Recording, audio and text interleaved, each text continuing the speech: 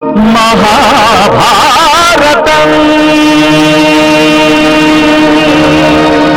మహాభారతం మహాభారతం. ఆ తరువాత నిద్రలేచిన భీముడితో కుంతీదేవి, కుమారా, మనకి ఉపకారం చేసిన వారికి కొంతైనా పరోపకారం చేయడం మానవ ధర్మం.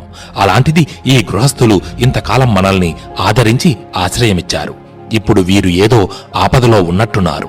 వీరి బాధను తొలగించి వీరి రుణం కొంతైనా తీర్చుకోవడం మన ధర్మం అని అంది.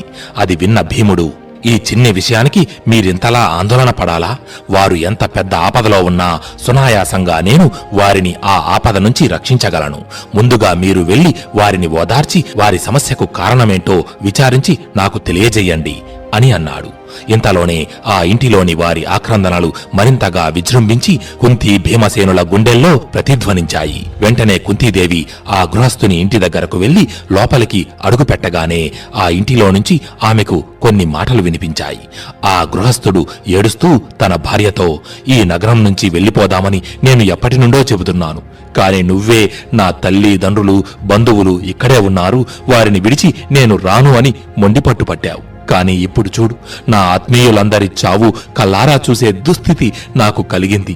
వేదమంత్రాల సాక్షిగా నన్ను వివాహమాడి నా కష్టసుఖాలలో నాకు తోడుగా నిలిచిన నా భార్యను నేను ఆ నరమాంస భక్షకుడికి ఆహారంగా ఎలా పంపగలను? చక్కటి వరుడికిచ్చి వివాహం చేసి జీవితాంతం ఆనందంగా చూడాలనుకున్న ముక్కుపచ్చలారని నా కూతురిని, పున్నామ నరకాల నుంచి నన్ను రక్షిస్తాడని ఎంతో ఆశ పెట్టుకున్న నా కుమారుడిని ఆ క్రూర రాక్షసుడికి ఎలా బలివ్వగలను?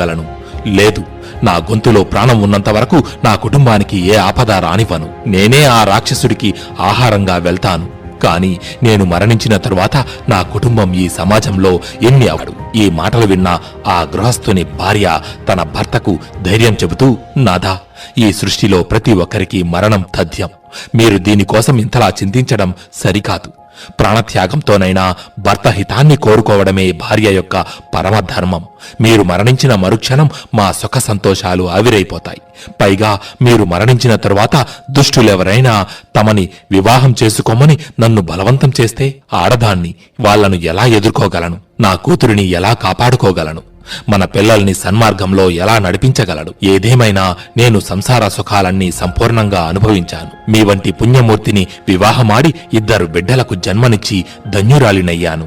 ఇంతకంటే ఒక స్త్రీకి కావలసింది మరేముంది? కాబట్టి ఆ రాక్షసుడికి ఆహారంగా నేనే వెళ్తాను. మీకోసం కన్న తల్లిదండ్రులను, సొంత కుటుంబాన్ని మాత్రమే కాదు, నా ప్రాణాలను సైతం త్యజించగలను అని అంది.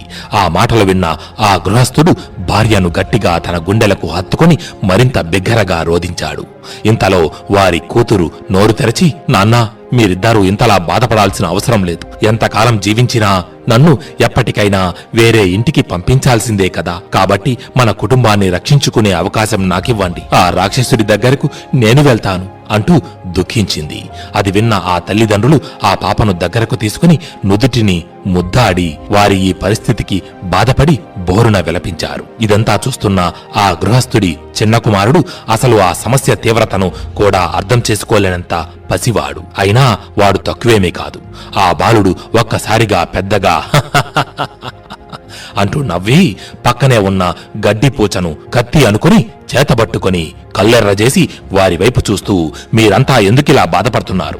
నేను ఆ రాక్షసుడిని ఒక్క గుద్దుతో అంతం చేసి మన కుటుంబాన్ని రక్షిస్తాను అని అన్నాడు.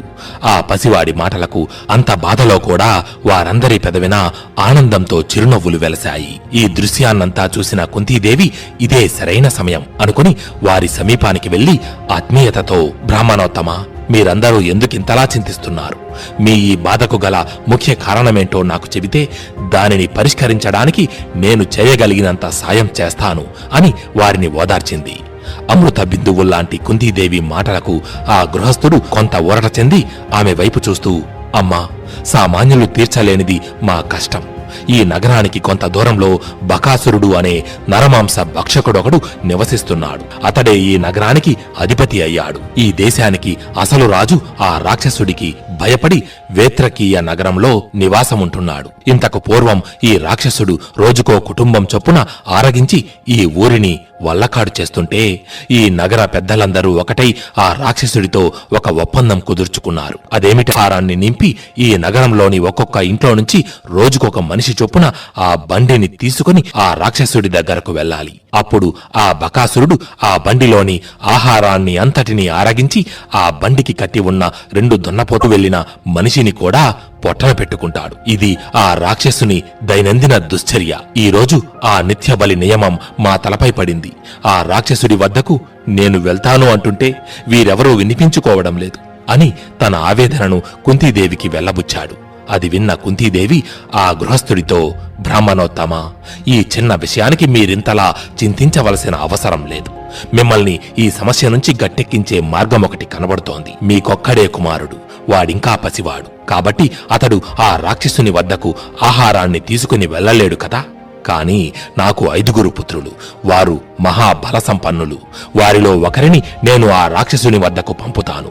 మీరిక నిశ్చింతగా ఉండండి అని అంది. కుంతీదేవి మాటలు విన్న ఆ గృహస్థుడు హరిహరి అంటూ తన చెవులు మూసుకుని, అతిథిగా విచ్చేసిన మిమ్మల్ని ఆ క్రూర రాక్షసుడికి బలి ఇవ్వడం కంటే మా కుటుంబమంతా ఆత్మహత్య చేసుకోవడం మేలు అంటూ విలవిలలాడిపోయాడు. అప్పుడు కుంతీదేవి చిన్నగా అంటూ నవ్వి, ధర్మమూర్తి, మీరు విచారించవలసిన పనిలేదు. నాకు 5 పుత్రులున్నారు. అయితే 100 మంది పుత్రులున్న తల్లికి వారి పట్ల రోజు రోజుకు ప్రేమ పెరుగుతుంది గాని అనువంతైనా తగ్గదు. కాని అత్యంత పరాక్రమవంతుడు, మహాభుజబల సంపన్నుడు అయిన భీమసేనుడు ఇంతకు ముందు కూడా ఎంతో మంది రాక్షసులను హతమార్చాడు. భీముడిని ఆ బకాసురుని వద్దకు పంపితే ఆ రాక్షసుడిని అవలేలగా సంహరించి నా పుత్రుడు క్షేమంగా తిరిగి వస్తాడన్నది నా దృఢ సంకల్పం అని చెప్పి భీముడిని అక్కడకు పిలిచి ఆ గృహస్థుడి బాధకు విముక్తి కలిగించమని అతడిని ఆజ్ఞాపించింది. తల్లి ఆజ్ఞతో భీముడు విజృంభించి యుద్ధానికి సర్వసన్నద్ధుడై బకాసురుని దగ్గరకు వెళ్లడానికి ఉవ్విళ్లూరుతున్నాడు.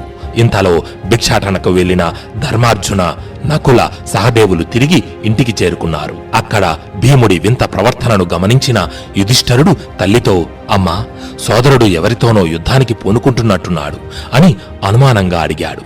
దానితో కుంతీదేవి యుధిష్ఠరుడికి జరిగిన విషయమంతా వివరించింది. అది విన్న యుధిష్ఠరుడు కూడా భీముడికి విజయం కలగాలని ఆశీర్వదించాడు.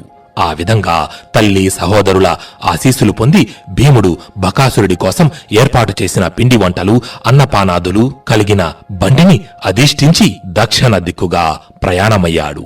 ఇలా కొంత దూరం ప్రయాణించగా ఆ రాక్షసుడు ఉండే ప్రదేశానికి చేరుకున్నాడు. ఆ ప్రదేశమంతా కుళ్ళిపోయిన మానవ కళేబరాలతో, దుర్భర దుర్గంధంతో నిండి ఉంది. దానితో భీముడు అంతకు మించి లోనికి వెళ్లలేక బండిని అక్కడే ఆపి ఆ రాక్షసుడిని యుద్ధానికి ఆహ్వానిస్తూ గర్జించాడు. ఎంతసేపటికి ఆ రాక్షసుడు తన ముందుకు రాకపోవడంతో ఇక అతడి కోసం నిరీక్షించి సమయం వృధా చెయ్యడం వ్యర్థమనుకుని బకాసురుడి కోసం సిద్ధం చేసిన పిండి వంటలను ఆరగిస్తూ ఒక్కొక్కటిగా ఆ పాత్రలన్నిటినీ ఖాళీ చేయడం భీమసేనుడు మొదలుపెట్టాడు. ఇంత సమయమైనా ఇంకా నాకు ఆహారం తీసుకుని రాకుండా ఆ మానవుడెవడో మదమెక్కి నన్నే తన దగ్గరకు రమ్మని ఆహ్వానిస్తున్నాడు. సరే సరే, నేనే అతడి వద్దకు పోయి వాడి మదం అనుస్తాను అని అనుకుని ఆ బకాసురుడు విజృంభించి ఒక్క గెంతుతో భీముడి సమక్షానికి చేరుకున్నాడు. అయినా భీముడు అతడి వైపైనా చూడక తనకేమీ పట్టనట్టు పిండి వంటలన్నిటినీ ఒక్కొక్కటిగా ఆరగిస్తున్నాడు. భీముడి నిర్లక్ష్య ధోరణి గమనించిన బకాసురుడు భగ్గున మండిపడి, నాకోసం తెచ్చిన భోజనాన్ని ముందుగా నువ్వు ఆరగిస్తావా? ఏకచక్రపురం వాసులందరూ కొవ్వెక్కి విర్రవీగుతున్నారు. ముందు నీ గర్వం అణచి తరువాత వారి సంగతి చూస్తాను అని చెప్పి భీముడి శరీరంపై పిడిగుద్దుల వర్షం కురిపించాడు. అయినా భీముడు అనువంతైనా చెలించక అలాగే తింటూ కూర్చున్నాడు.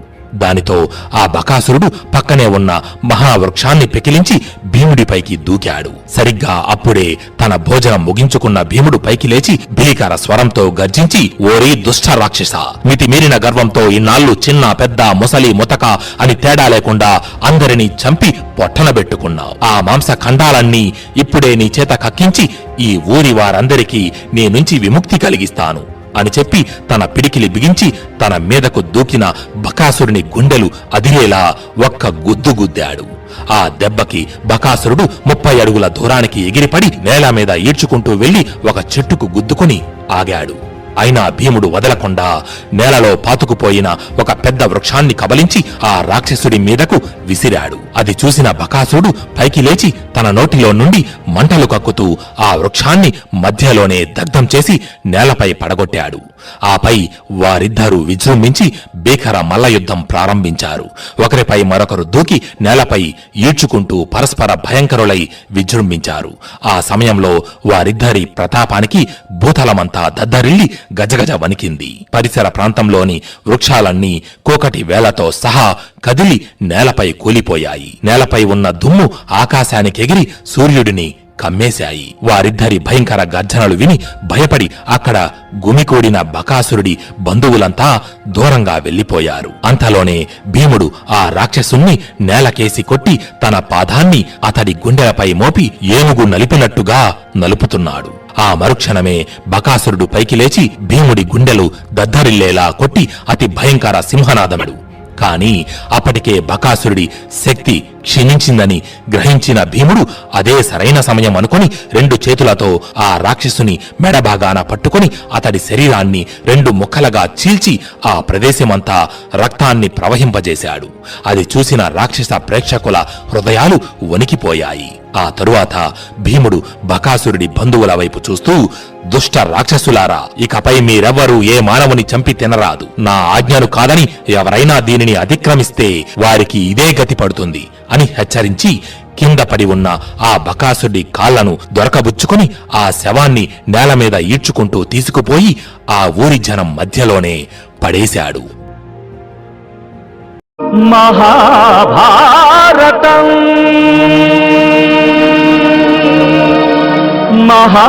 మహాభారతం మహాభారతం